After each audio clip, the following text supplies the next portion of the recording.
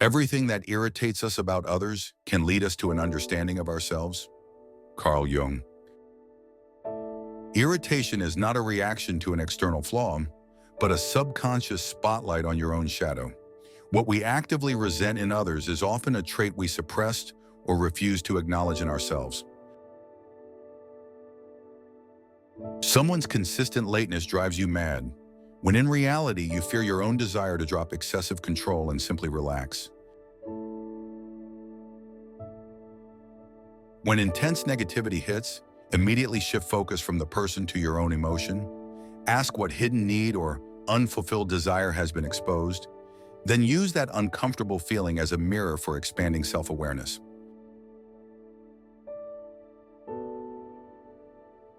If a problem is fixable, if a situation has a solution, then there is no need to worry.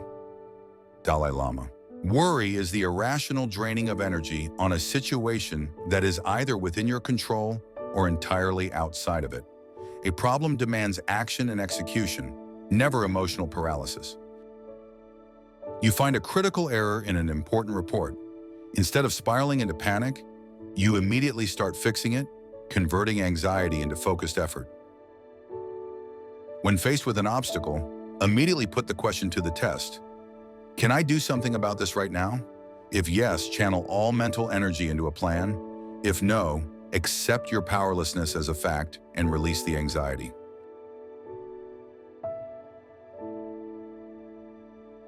Take care to get what you like, or you will be forced to like what you get.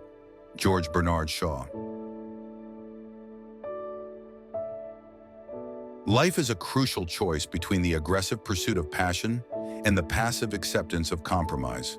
The latter path leads to internal surrender, where you convince yourself that mediocrity is your maximum potential. You gave up your dream of becoming a designer out of fear, and now you rationalize your stable, yet boring office job as your best possible fate. Acknowledge the true cost of your main desire, embrace the inevitable risk, and invest all your resources immediately, because settling for less becomes a habit that kills the will for a real fight.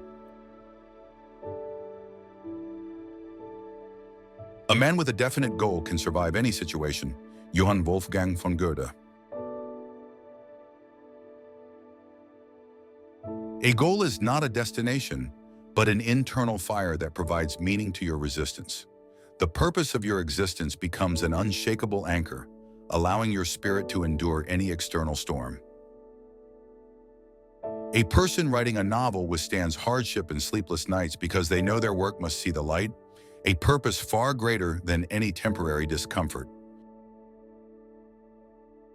Identify your ultimate why. Find the reason that forces you to rise when you are depleted.